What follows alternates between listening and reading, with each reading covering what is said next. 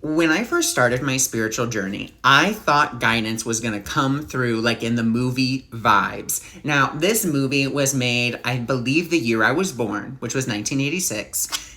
And it's a movie about psychics. And I thought it was like the coolest movie I had ever watched. And because it was like my first introduction to like psychics and psychic phenomenon.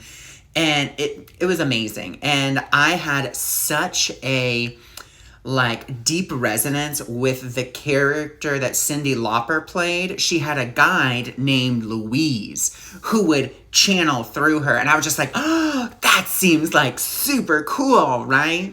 And I really thought that guidance was going to be like that. Like it was going to be like, all these mystical, magical things. And I won't say that it's not mystical and magical because it is.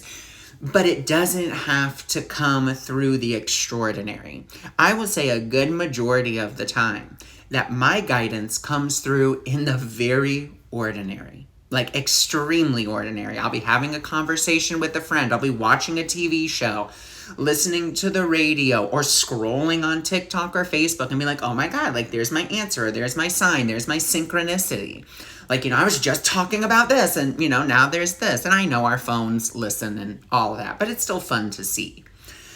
And, that's the whole key, is that when you just live your life, that is where guidance meets you.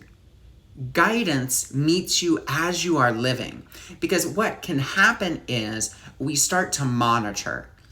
We start hunting for the signs and synchronicities, and then it takes us out of the present moment. Because that's the only place guidance can really come to us, is in the present moment. It can't come to us in, the future, nor can it come to us in the past. It comes to us in the present.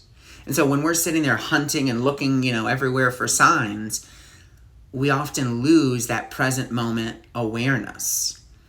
And then, something else that I think is really key to talk about is like, what happens if you're not getting guidance?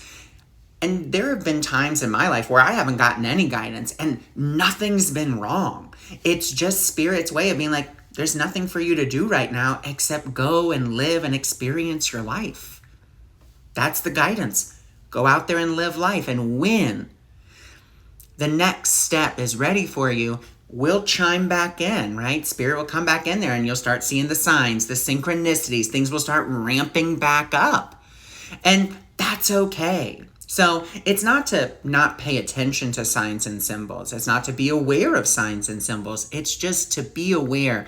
Are you living your life for the signs and symbols, or are you living life and allowing the signs and symbols to meet you where you are?